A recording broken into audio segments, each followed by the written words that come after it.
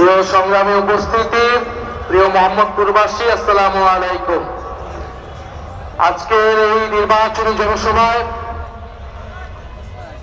ঢাকা 13 মোহাম্মদপুরের নির্বাচনী জনসভায় উপস্থিত আছেন 11 দলীয় জোটের প্রধান নেতা, বাংলাদেশ জামাত ইসলামের সংগ্রামী আমির ডক্টর শফিকুর রহমান।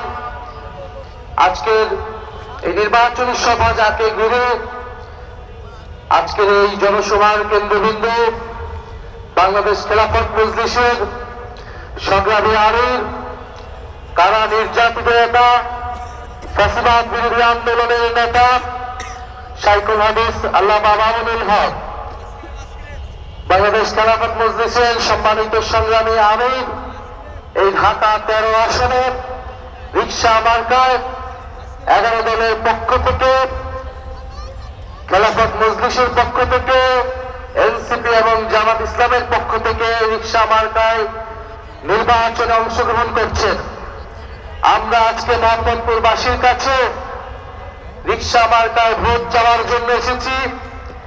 11 দলের পক্ষে সারা বাংলাদেশে যেই গণজোয়ার তৈরি হয়েছে, ইনশাআল্লাহ মোহাম্মদপুরেও সেই গণজোয়ারের বাইরে থাকবে না।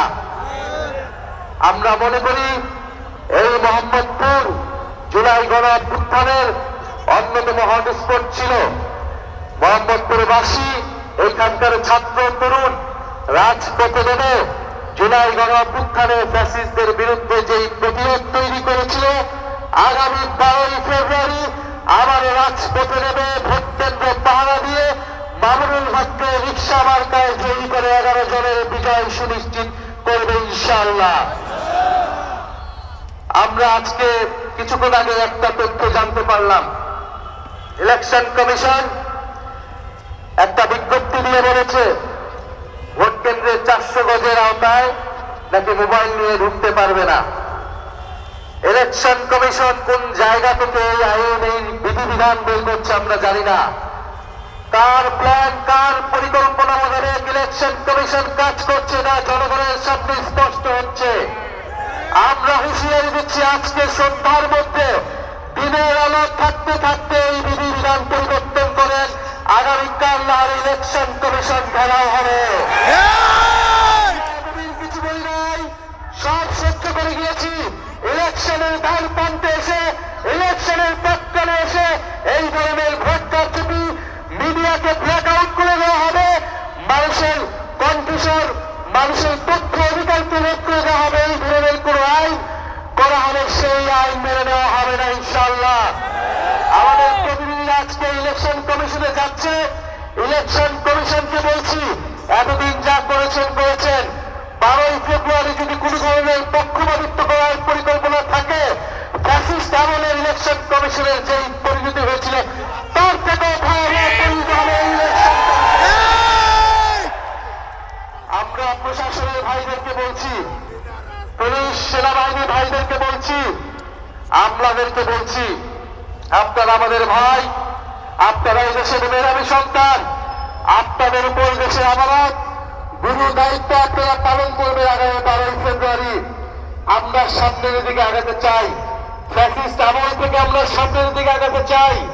আমরা আশা করব আপনারা দেশের গুরুত্বপূর্ণ এই দায়িত্ব নিরপেক্ষভাবে পালন করবেন, বাংলাদেশের জনগণের অধিকার রক্ষা করবেন, গণতন্ত্রকে নিশ্চিত করবেন।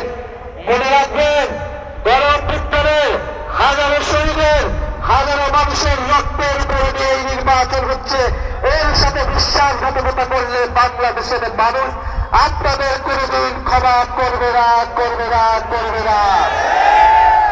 মিডিয়ার ভাইদেরকে বলবো, মিডিয়ার হাউসদেরকে বলবো, আমরা দেখতে পাচ্ছি সকল প্রাইভেট, প্রায় সকল প্রাইভেট বেসরকারি মিডিয়াতে বিজ্ঞাপন হচ্ছে ভোট দেবেন কিসে, ডট ডট ডট।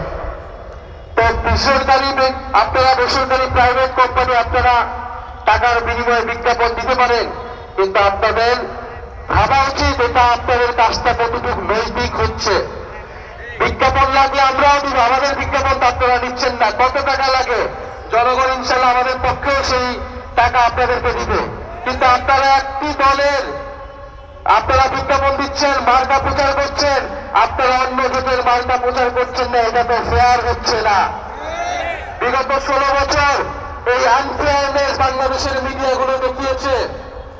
বাংলাদেশের বেশিরভাগ মিডিয়া ফ্যাসিবাদের দালালি করে, ফ্যাসিবাদের পক্ষে, গণহত্যার পক্ষে, নির্বাচন ভোটাধিকার হরণের পক্ষে বৈধতা উৎপাদন করে গিয়েছিল। আপনারা বলেছেন আপনারা বাধ্য হয়েছেন। আমরা এখন জানতে চাই আপনারা কিভাবে বাধ্য হচ্ছেন, কে আপনাদেরকে বাধ্য করছে? জনশক্তিকে সাহস করে বলুন, আমরা আপনাদের পাশে থাকবো। আর না হলে আমরা ভেবে নিব আপনারা বাধ্য হচ্ছেন না। আপনার পুনরায় নতুন কোন স্বৈরাচারের দালালি করছেন, নতুন কোন স্বৈরাচারের পক্ষে বৈধতা উৎপাদন করছেন। 16 বছরের ইতিহাস ভুলে নাই, মিডিয়ার উপরে বাংলাদেশের মানুষের সেই আস্থা আসে নাই। আবারও যদি এই একই কাজ করেন আপনারা, 12ই ফেব্রুয়ারি কিন্তু বাংলাদেশের জনগণ সেইটা এই দালাল মিডিয়াদের বিপক্ষে ইনশাল্লাহ রায় দেবে। আমরা বেশি কথা বলবো না, বাংলাদেশের মানুষ সবকিছুই দেখছে। 12ই ফেব্রুয়ারি মোহাম্মদপুরবাসী প্রস্তুত থাকেন। ফজর রাখতে এসে যারা ফরজ নামাজের খোঁজ থাকে না, তাহাজ্জুদের নামাজ পড়ে তারা ভোট কেন্দ্রে আসতে চায়, তাদের পরিকল্পনা কি বাংলাদেশের মানুষ জানে? আমরা ইনশাল্লাহ থাকবো, ভোট কেন্দ্রে থাকবো। ভোট কেন্দ্রে যদি দখলের চেষ্টা করা হয়, ইনশাল্লাহ শক্ত হাতে লাঠি হাতে তরুণ সমাজ প্রতিহত করতে হবে 12ই ফেব্রুয়ারি। আর এই মোহাম্মদপুরবাসী রিক্সাওয়ালাকে জয়যুক্ত করে, ফ্যাসিবাদ বিরোধী কারা নির্যাতিত আলেমকে জয়যুক্ত করে ইসলামের পক্ষে ভোট দিবেন, গণঅভ্যুত্থানের পক্ষে, সংস্কারের পক্ষে ভোট দিয়ে আল্লামা মামুনুল হককে আপনারা আগামী সংসদে পাঠাবেন। আমরা ইসলামের পক্ষে, দুর্নীতির বিপক্ষে, সংস্কারের পক্ষে, আধিপত্যবাদের বিপক্ষে নতুন বাংলাদেশ প্রতিষ্ঠা করবো ইনশাআল্লাহ। এই ঢাকা 13-তে কোনো মার্কা আছে? আল্লামা মামুনুল হকের কোনো মার্কা আছে? এর কোনো মার্কা আছে? চাঁদাবাজের বিপক্ষে কোনো মার্কা আছে? নিশ্চয়ই মার্কা